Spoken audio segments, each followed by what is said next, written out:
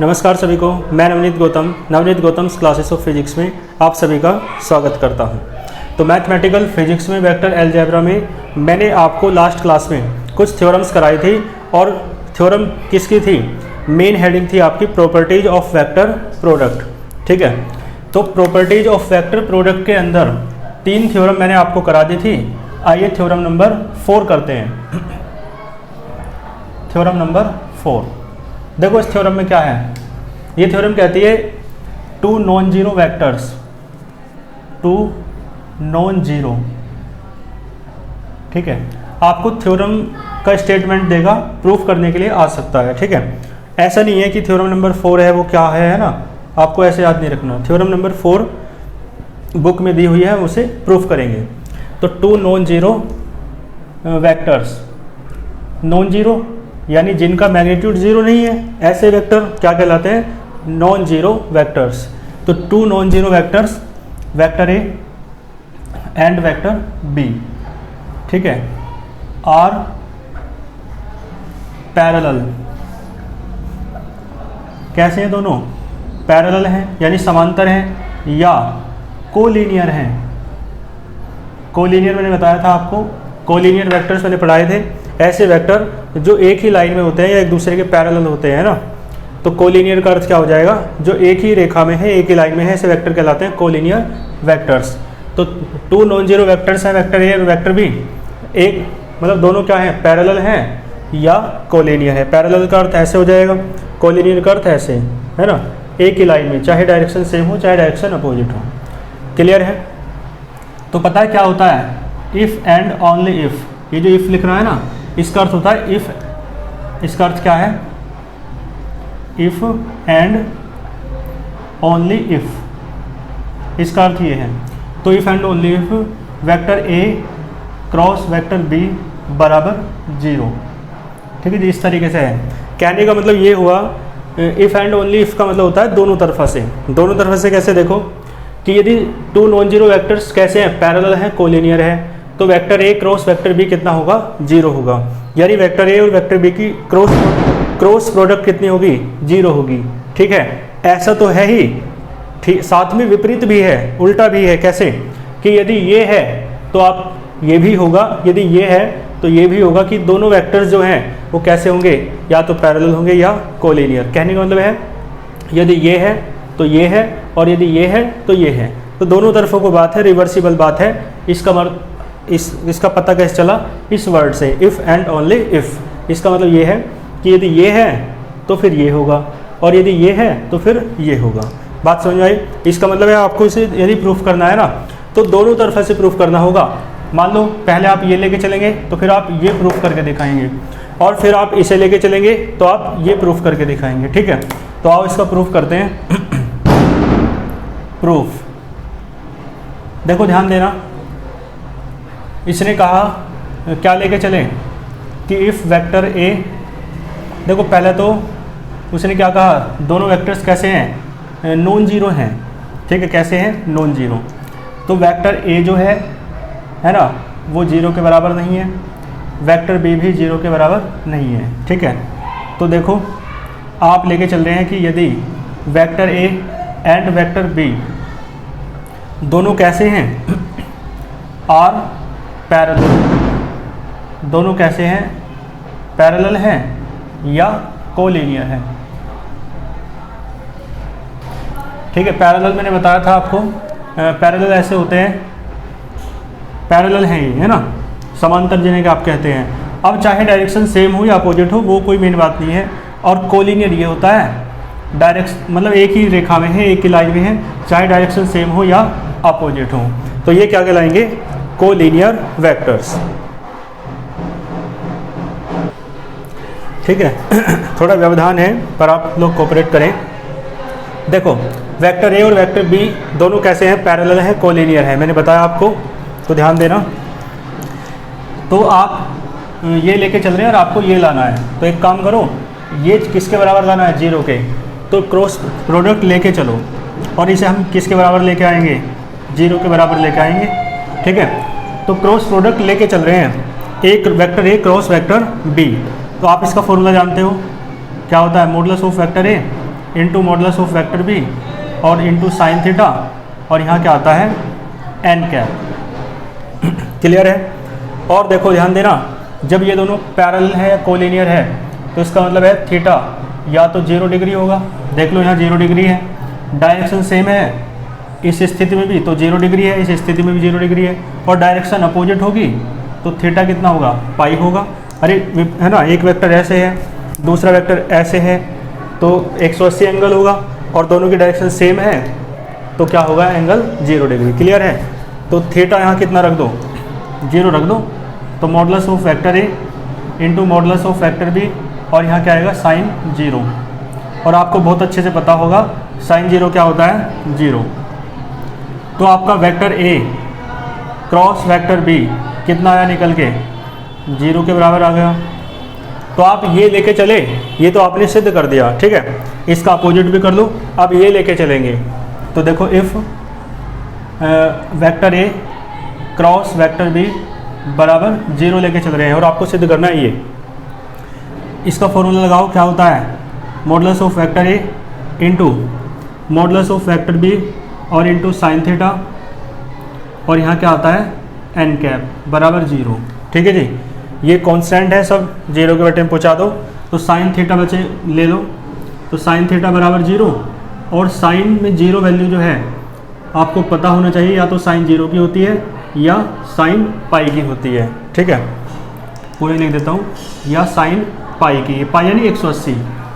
ठीक है, जो वैल्यू 0 की होती है वही 180 की होती है, पता होगा आपको।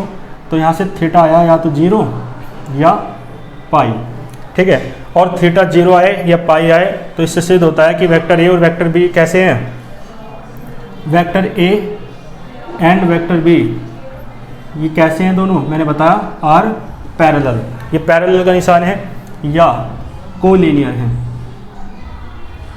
क्लियर है। तो ये दोनों तरफ से मैंने आपको प्रूफ करके दिखा दिया है। ये लेके चले थे तो ये ला के दिखा दिया, और ये लेके चले तो आपको ये ला के दिखा दिया। ठीक है, थ्योरम प्रूफ हुई, लिखो हैंस प्रूव्ड। ठीक है, चलते हैं फिर नेक्स्ट थ्योरम पर। आइए इसके बाद चलते हैं थ्योरम नंबर 5 पर। देखो थ्योरम नंबर 5 क्या कहती है, for any two vectors, for any two vectors, आपके पास दो वेक्टर्स हैं, पहला वेक्टर ए है और दूसरा कौन सा है वेक्टर बी। तो इनके लिए पता है क्या होता है, यदि vector A cross vector B आपका किसके बराबर हो 0, तो पता है क्या होता है, इसके 0 होने का अर्थ एक तो आपको पता है कि दोनों एक दूसरे क्या होते हैं पैरेलल, लेकिन एक अर्थ ये भी हो सकता है कि इन दोनों क्रॉस प्रोडक्ट 0 क्यों हो रही है, तो इसका मतलब है या तो वेक्टर ए 0 रहा होगा या वेक्टर बी 0 रहा होगा, या ये दोनों एक दूसरे क्या से रहे होंगे पैरेलल, या है ना vector A and vector B are parallel या कोलिनियर। कोलिनियर भी बताया मैंने आपको, पैरेलल या कोलिनियर होने की भी तो शर्त है ये। ठीक है, तो इसका मतलब ये 0 होता है, तो इसका मतलब यही नहीं है कि वेक्टर ए और वेक्टर बी कोलिनियर है, जैसे कि पहले थ्योरम में आपने देखा। इसका अर्थ ये भी हो सकता है कि वेक्टर ए 0 है और साथ में ये भी हो सकता है इसका अर्थ कि वेक्टर बी 0 है। तीनों में से एक स्थिति जरूर होगी। ठीक है, आओ इसे प्रूफ करते हैं, आसान सी थ्योरम है। देखो इसे लेके चलो, वेक्टर ए, ये मान के चलो vector A cross vector B आपको कितना दिया है 0, इसका फॉर्मूला लगाओ मॉडुलस ऑफ वेक्टर ए, ठीक है, और into modulus of vector B, और इंटू में क्या आएगा साइन थीटा। ठीक है जी, और साथ में क्या आता है एन कैप, और बराबर किसके आएगा 0 के। ठीक है जी, तो देखो ध्यान देना, आपको यहाँ से अब सिद्ध क्या करना है कि या तो वेक्टर ए 0 है या वेक्टर बी 0 है। ठीक है, तो आप देख के बताओ खुद ही, एन कैप को तो आप छोड़ो, किसके अपोन में ले जाओ 0 के अपोन में ले जाओ, यूनिट वेक्टर है उसकी हमें कोई ज़रूरत नहीं है यहाँ पे। और हमें सिद्ध क्या करना है कि या तो वेक्टर ए 0 है, तो यहाँ से तो खुद ही ये बात सिद्ध हो रही है ना। ध्यान देना, अब ये सारा 0 के बराबर हो जाएगा साइन थीटा, और ये किसके बराबर है 0 के। ठीक है जी। तो इससे ये सिद्ध हो रहा है कि या तो वेक्टर ए जीरो है, modulus of vector A zero यानी वेक्टर ए जीरो, एक ही बात है वो तो, या भाई सारा जीरो के बराबर तभी तो होगा, या modulus of vector B zero है, चलो मॉडुलस लगा दो पहले, या मॉडुलस ऑफ वेक्टर बी किसके बराबर है, जीरो के बराबर है। ये सारे की मल्टीप्लाई तभी तो जीरो आएगी, या तो ये जीरो है या ये जीरो है या साइन थीटा जीरो है, ठीक समझ में बात, या साइन थीटा क्या है, जीरो, ठीक है जी। और यहाँ से मॉडुलस कैसा आया, जीरो, इसका मतलब है वेक्टर कैसा रहा होगा, जीरो, वेक्टर बी कैसा रहा होगा, जीरो, ठीक है। या यहाँ देखो साइन थीटा जीरो के बराबर है, इसका मतलब है ये कितना होगा, साइन जीरो, ठीक है, या साइन पाई, ठीक है। तो इसका मतलब है यहाँ से थीटा बराबर क्या आया, या तो जीरो या पाई, ठीक है जी, क्लियर है। तो इसका मतलब ये हुआ कि या तो वेक्टर ए जीरो है ना, या वेक्टर बी जीरो है, या थीटा जीरो या पाई आने का अर्थ मैंने बताया था आपको कि वेक्टर ए और वेक्टर बी है ना, एंड वेक्टर बी कैसे हो, दोनों आर पैरेलल हो या कोलिनियर हो, ठीक है। कोई भी दिक्कत इसमें आपको नहीं होगी। तो आप लेके चले वो जो आपको दिया था vector A cross vector B, और आपने सिद्ध करके क्या दिखा दिया ठीक है जी, आपने सिद्ध करके दिखा दिया है ये वाला जो आपको सिद्ध करना था, कोई दिक्कत वाली बात इसमें नहीं होगी, ठीक है जी। तो इसे नोट करो, चलते हैं फिर आगे, ठीक है। आइए इसके बाद चलते हैं थ्योरम नंबर 6 पर।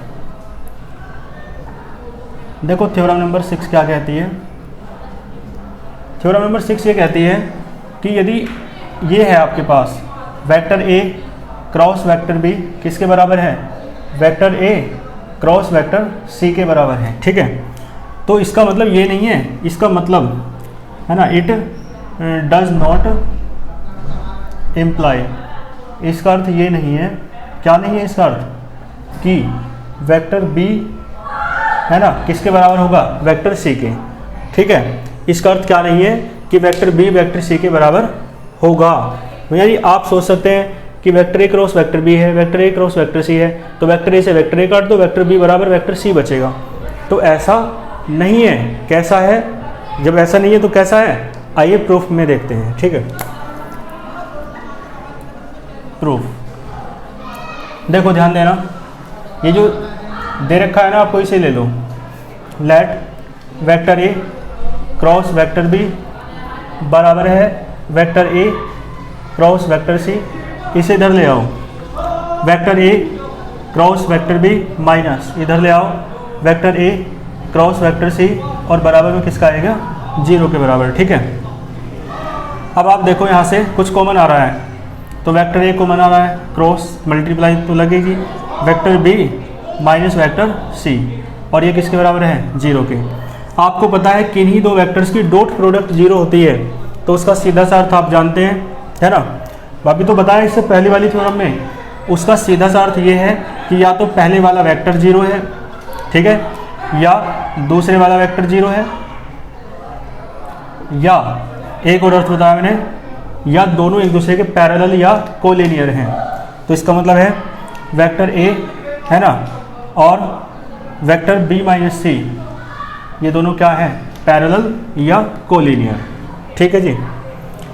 हमें सिद्ध करना है, चलो तो यहाँ से देखो वेक्टर ए बराबर जीरो, बी सी को इधर ले जाओ, वेक्टर बी बराबर वेक्टर सी, या वेक्टर ए पैरेलल है या कोलिनियर है vector B minus vector C पर।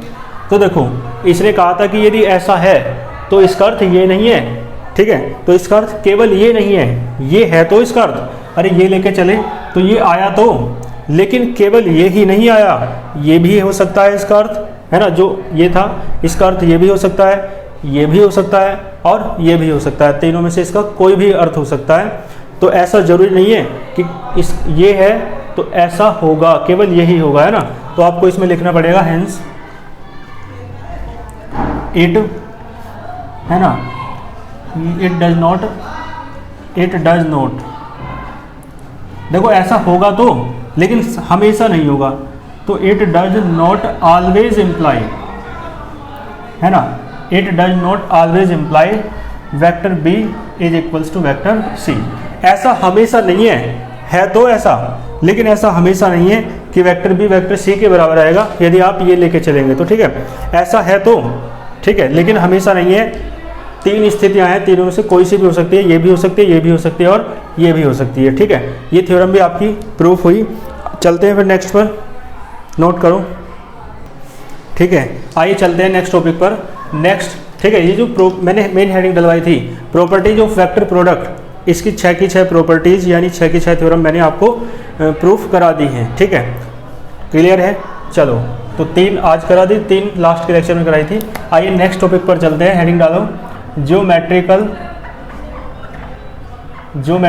इंटरप्रिटेशन।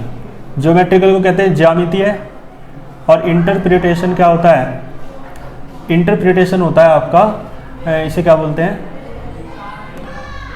प्रस्तुतिकरण, है ना। तो geometrical interpretation of vector product, vector product का प्रस्तुतिकरण करेंगे हम, कैसे, ज्योमेट्रिकल। कहने का सीधा सा अर्थ ये है कि वेक्टर प्रोडक्ट का, क्रॉस प्रोडक्ट का, सदिश गुणनफल का प्रयोग ज्योमेट्री में, ज्यामिति में कहाँ होता है, कैसे उसका लाभ ज्योमेट्री को मिलता है, ज्यामिति को मिलता है ना, ये बात हम देखेंगे, ठीक है। तो यानी ज्योमेट्री में प्रस्तुतिकरण करेंगे, यानी इस वेक्टर प्रोडक्ट का ज्योमेट्री को, ज्यामिति को क्या लाभ है, ठीक है, क्या चीज़ें इससे आसान हुई हैं ज्योमेट्री में, है ना, और इसकी सहायता से क्या क्या फाइंड किया जा सकता है, क्या क्या उसके लाभ हैं, यानी एप्लीकेशंस क्या क्या हैं, वो सब हम देखेंगे। तो आप इसे एप्लीकेशंस ऑफ वेक्टर प्रोडक्ट भी कह सकते हो, कि एप्लीकेशंस यानी अनुप्रयोग, सदिश गुणनफल के अनुप्रयोग क्या क्या हैं, उसका लाभ क्या क्या है, ठीक है। और ज्योमेट्रिकल इंटरप्रिटेशन यानी ज्यामितीय प्रस्तुतिकरण भी कह सकते हो, ठीक है। अपने हिसाब से लिख लेना है, ठीक है, एक तो यही हो जाएगी, एक और लिख लेना एप्लीकेशंस ऑफ वेक्टर प्रोडक्ट। देखो इसके अंदर थ्योरम नंबर फर्स्ट मैं आपको बताता हूँ। थ्योरम नंबर फर्स्ट ये कहती है, एक होता है पैरेललोग्राम, जिसे आप समांतर चतुर्भुज कहते हैं। तो समांतर चतुर्भुज पैरेललोग्राम का एरिया फाइंड किया जा सकता है, क्षेत्रफल ज्ञात किया जा सकता है, किसकी सहायता से, वेक्टर प्रोडक्ट की सहायता से, ठीक है। तो थ्योरम नंबर फर्स्ट क्या कहती है, ठीक है, थ्योरम नंबर फर्स्ट कहती है ए पैरेललोग्राम, पैरेललोग्राम लिख लेना आप, समांतर चतुर्भुज। तो a parallelogram whose sides, whose adjacent sides, adjacent का अर्थ होता है यानी एक संग, एडजेसेंट को क्या बोलेंगे, लगातार, है ना, लगातार कैसे, एक साथ जुड़ी हुई जो है ना। तो whose adjacent sides are represented, है ना, किसके द्वारा रिप्रेजेंट की जा रही है, मान लो आर रिप्रेजेंटेड, मान लो ये जो पैरेललोग्राम है, इसकी जो साथ वाली भुजाएं हैं वो डिनोट की जा रही है, रिप्रेजेंट की जा रही है, मान लो पहली वेक्टर ए से और दूसरी वेक्टर बी से। तो the a parallelogram whose adjacent sides are represented by vector A and vector B. तो जो इसका एरिया है, इट्स एरिया इस पैरेललोग्राम का वो कितना होगा, वो होगा modulus of vector A cross modulus of vector B, इतना होगा इसका एरिया, ठीक है। एरिया यानी क्षेत्रफल, क्लियर है। आओ तो इसे प्रूफ करते हैं। बाकी आपको ये स्टेटमेंट भी याद रखना है कि पैरेललोग्राम का एरिया क्या होता है, modulus of vector A cross vector B, ठीक है, समांतर चतुर्भुज। तो देखो एक समांतर चतुर्भुज बना लो, ऐसे तो बनता है, यही तो है समांतर चतुर्भुज, पैरेललोग्राम, ठीक है। ओ मान लो इसे, ए मान लो, बी मान लो, सी मान लो, ठीक है। ओ ए वैक्टर ए हो जाएगा, ओ बी वैक्टर बी हो जाएगा, ठीक है जी, क्लियर है। तो लिख लो, जो देखो वेक्टर ओ ए कितना हो जाएगा, vector O A vector A है, vector O B vector B है, कोई दिक्कत वाली बात आपको नहीं होगी। आपको इसका एरिया निकालना है, तो तो ध्यान देना, एक त्रिभुज बना लो जिस तरीके से करेंगे, ट्राइंगल बना रहे हैं ना। देखो अब हम पता क्या करेंगे, आपको एक बात दिख रही होगी, जो ट्राइंगल बनाया, त्रिभुज बनाया, इसका एरिया निकाल दें और उसका डबल कर दें। भाई जितना बड़ा ट्राइंगल ये है उतना बड़ा ट्राइंगल ये है, तो इसका एरिया निकाल दो, जितना एरिया इसका होगा उतना इसका होगा। यानी इसका एरिया निकाल के, ट्राइंगल का एरिया निकाल के उसका डबल कर दिया जाए तो इस पूरे पैरेललोग्राम का एरिया आ जाएगा नहीं, ठीक है। तो हम इस ट्राइंगल का एरिया निकालेंगे। ट्राइंगल का, त्रिभुज का जो क्षेत्रफल है एरिया, उसका सूत्र होता है 1/2 आधार गुना ऊंचाई, 1/2 बेस इंटू हाइट। तो बेस तो ये हो जाएगा आधार और हाइट ये हो जाएगी ये वाली, ठीक है, ये हाइट हो जाएगी। इस पॉइंट को आप कुछ मान लो, डी कह दो चाहे, ठीक है जी।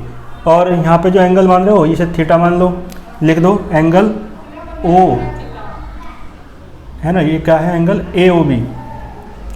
जहाँ पे एंगल बनता है वो बीच में लेते हैं, एंगल ए ओ बी आपने कितना मान लिया, थीटा, ठीक है जी। बस करो इसे। आप क्या निकालोगे, इस ट्राइंगल का एरिया निकाल लो पहले, या ट्राइंगल का एरिया निकालने के लिए आपको आधार चाहिए, बेस वो है आपके पास वेक्टर ए, लेकिन आपको एल्टीट्यूड यानी हाइट भी चाहिए, जिसे आप एल्टीट्यूड भी कहते हैं। तो पहले हाइट निकाल लो, है ना, हाइट, हाइट कह दो, या एल्टीट्यूड भी कहते हैं, ऊंचाई।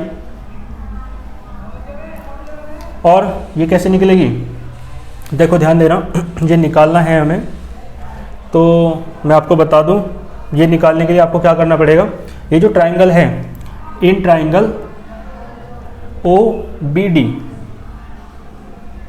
इसमें लगाओ आप, ये निकालना है। देखो एंगल के सामने वाला क्या होता है, लंब होता है, जिसे आप परपेंडिकुलर कहते हैं। ये बेस है और ये आधार, और ये हाइपोटेनियस है कर्ण।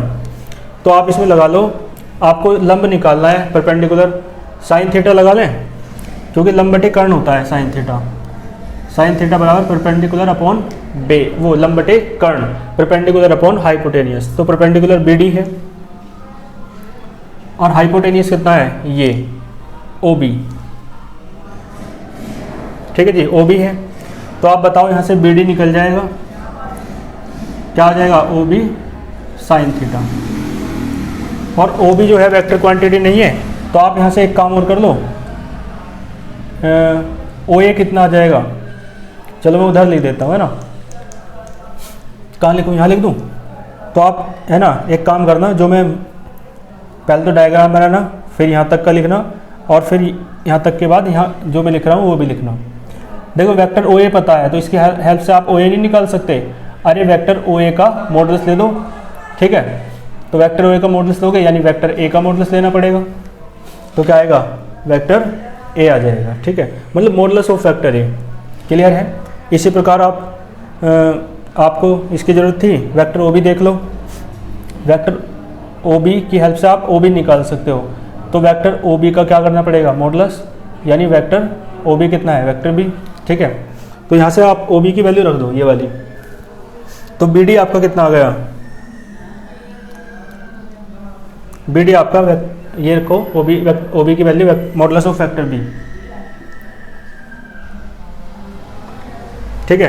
तो आपका बी डी कितना आया, दिख नहीं रहा आपको, है ना, चलो यहाँ लिख देता हूँ, बी डी आपका आया, ओ बी की वैल्यू रख दो बस, क्या है, मॉडुलस ऑफ वेक्टर बी, और इनटू में साइन थीटा, ठीक है जी। कोई दिक्कत वाली बात आपको नहीं होगी, दिख रहा है यहाँ तक, चलो बी डी निकाल दिया। बी डी क्या था, एल्टीट्यूड था, हाइट थी, और उसकी हमें ज़रूरत थी, तो हमने निकाल दिया है। अब हमें इसका ट्राइंगल का एरिया निकालने में कोई दिक्कत नहीं आएगी, क्षेत्रफल त्रिभुज का। तो एरिया ऑफ ट्राइंगल, ट्राइंगल का नाम क्या है, ट्राइंगल ये वाला, एक तो ट्राइंगल ये था, ये तो समकोण त्रिभुज है, राइट एंगल ट्राइंगल, लेकिन इसका निकाल लेंगे और इसका एरिया निकाल के डबल कर देंगे तो पूरे पैरेललोग्राम का आ जाएगा। तो area of triangle O A B कह दो या ओ बी ए कह दो, है ना, क्या आ जाएगा जी, आपको पता है क्या आ जाएगा, 1/2 आधार, मैं लिख देता हूँ बेस इंटू हाइट, या एल्टीट्यूड भी कह सकते हो।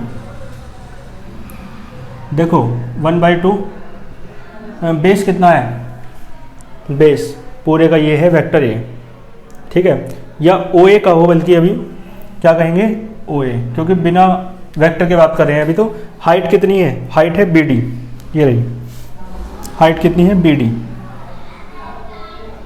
ठीक है जी। 1/2 ओ ए की वैल्यू रखो, ओ ए की वैल्यू है ये रही मॉडुलस ऑफ फैक्टर ए।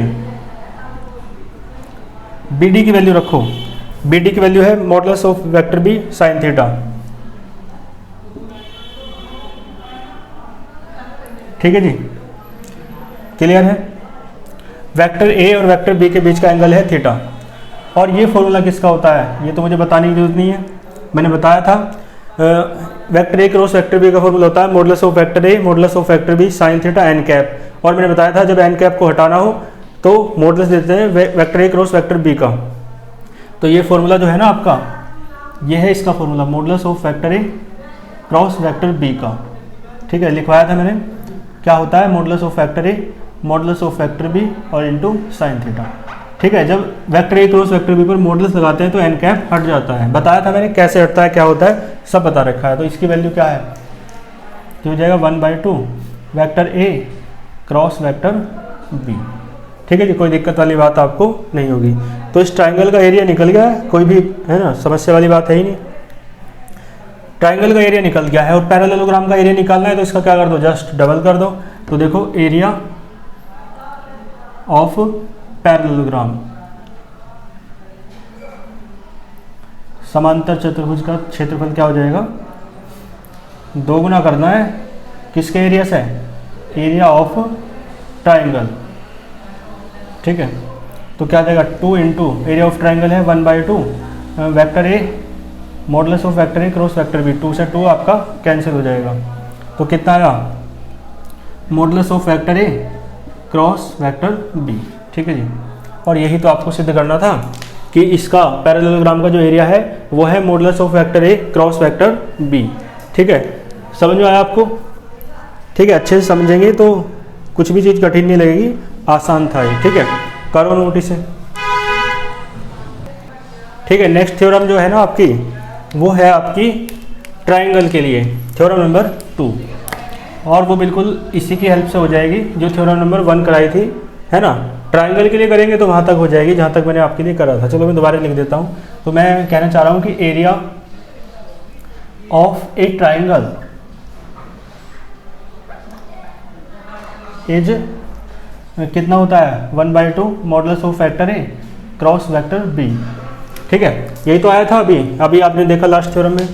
तो इसका है ना इसी तरीके से करना है बिल्कुल। चलो मैं कर देता हूँ फिर भी प्रूफ। देखो ट्राइंगल बना लो वेक्टर ए और ये मान लो कोई क्या है वेक्टर बी, ऐसे मिला लो, ये ओ है, ये ए है, ठीक है जी, और ये क्या है बी। वेक्टर मतलब ओ ए जो है वेक्टर ए है, ओ बी क्या है वेक्टर बी है।